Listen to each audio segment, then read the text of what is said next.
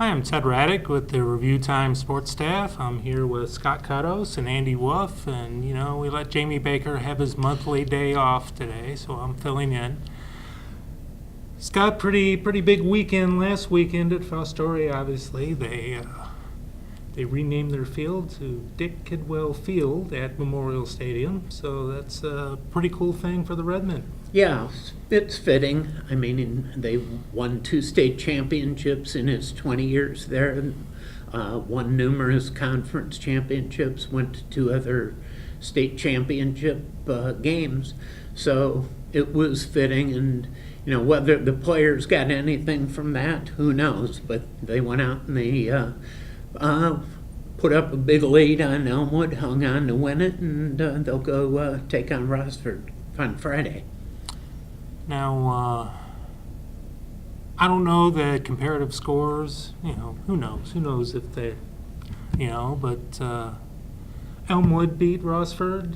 Fostoria beat Elmwood. So does it make sense that Fostoria beats Rossford? Well, Rossford beat Eastwood. Okay. Yeah.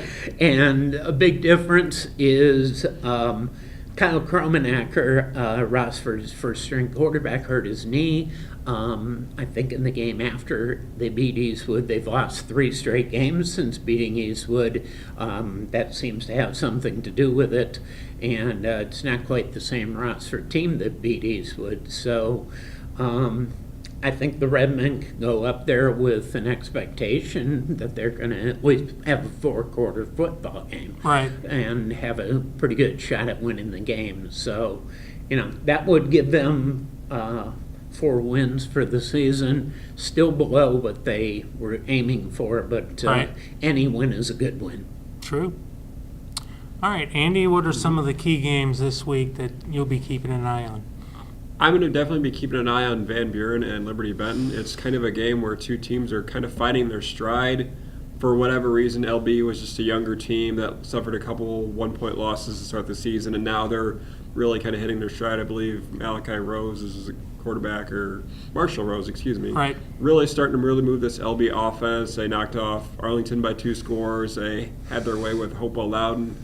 They're getting hot. They won their last 4 games, I believe, to even at 4-4. Van Buren had one of the toughest schedules from weeks 3 to 6, 4 state-ranked teams in a row. Nearly knocked off one of them in Lipstick, and they also had Cary in week 1. So at one point they were 1-5 and maybe one of the toughest 1-5 teams. Schedule softened up a little bit. They were able to handle a high-scoring Riverdale team. Defense shut them out. Their defensive line is very, very tough. They're going to give LB some problems, and if they can get their passing game going with Brady Rader, they've got enough weapons. They've been able to mix in a healthy Bryce Smith.